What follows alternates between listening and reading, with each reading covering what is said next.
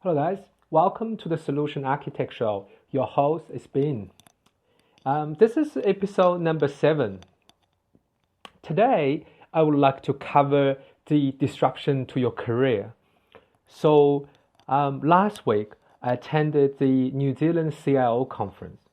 The theme of the CIO conference this year is about the disruption to a specific industry or disruption to a company. And last year's theme is kind of all is similar to this. It's about disruption, but last year is more around disruption is coming. This year is disruption is here. They really stir up quite a bit of sort of competition and disruption within the existing industry. However, my talk today is not about disruption to the company or the industry you work for. My talk is about the disruption to your IT career. Let me tell you my story. The disruption to my IT career happened 5 years ago. So my IT career sort of the normal way. I graduated with a Bachelor of Science degree, and then I got a job in a consulting firm as a graduate developer. Over the years, I becoming a senior developer. In my early career, at that point, SharePoint is very popular. And then I was sucked into it, and I explained that some of the reason why I get into it is because although the initial learning curve is quite high, but once you pass that learning curve, then the release cycle is sort of similar to the Office, and it's about 3 years. There's not a lot of fundamental change about this product, so I don't have to learn a lot. I just need to learn incrementally every 3 years. And most people using SharePoint sort of quite similarly. As a document store, it's a portal. You can do. It's also a platform. You can do a lot of things with it. But then the fundamental hasn't changed. However, about 5 years ago, when I was talking to the head of the software development at the company I worked for then, I was trying to pitch a SharePoint solution. And the head of software development was thinking, that's probably we're not quite going on the SharePoint path. I was asked why. There's a lot of reasons that you should. And he said, I'm actually talking to an independent consultant from Gartner. You're welcome to come along. I said, yeah, why not? And in the afternoon, I went to that meeting. And the guy talked about SharePoint and about the sort of his view or the Gartner's view around SharePoint back then. And essentially, he's saying the SharePoint as a platform going to be continue on, but the development or customization using code going to be dead.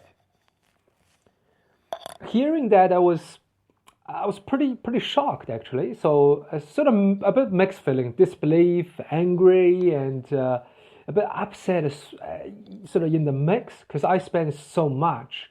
I have spent so much time learning this technology to be sort of the expert on it, and I sort of bet my career on this because I was earning a really good salary out of it, and I would try to be to sort of bet my career on it. Having someone to sort of tell me that path is a dead end is sort of it is, as I mentioned, it's a mixed feeling. So after the meeting, I grabbed the head of software development to say, hey, so I asked some questions to say, hey, you've been in this industry, IT industry for about 20 years. And only been probably 5 or 6 back then. So how do you make a sort of career out of IT, given that the knowledge that you acquire could be obsolete one day, and that fundamentally make you to learn something new or move on to something new.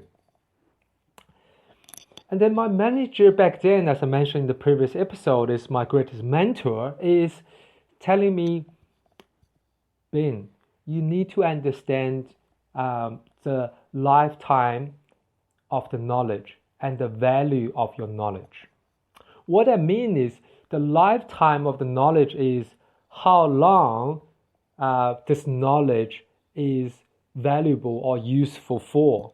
Obviously, the value of the knowledge is what's the demand, and is there any demand for this type of knowledge?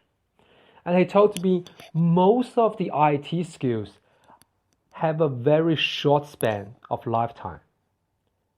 And it could provide you a very high knowledge for a couple of years, or even 5 years, sometimes even 10 years. But there's a point that your knowledge is going to become obsolete. So to have a career out of IT, you need to not only have your technical skills, you need to have other skills that have a very long lifetime and is highly valued. And doesn't know what that knowledge is. I was asked him to say, hey, what is that knowledge? And he sort of paused and he told me to say, hey, the knowledge is not about technical. It's all about they call it soft skills, your people skills. One of them is sort of dealing with people, right? To explain a technical knowledge to a non-technical person in their language, and be able to build a rapport with the business, be able to lead teams. So those skills, as explained in the previous episode, are all required by the solution architect. So back then, after the answer, that's really the reason I want to be I want to be a solution architect and work towards it to improve my social skills, my people skills. So back then, my thinking is, okay, I still enjoy a great salary, a great career in SharePoint, but I can see based on the independent Gartner's analysts sort of view that this path is going to end at some point, which you look at now, it is. So SharePoint Office 365 as a document management team side portal is continue on, but there's a very few development or customization on at the moment. Even Microsoft is saying you shouldn't really customizing in SharePoint or Office 365. You can do a bit of branding, but that's about it. Most of the customization is outside the SharePoint. You can do in Azure doing a custom ASP.NET or in fact in any language. And there's a lot of the third-party plugin that you can purchase off the shelf. So there's not a need or demand for the SharePoint developer anymore. So for that, I really appreciate my previous mentor, or I call it manager. So I really appreciate he sort of wakes me up.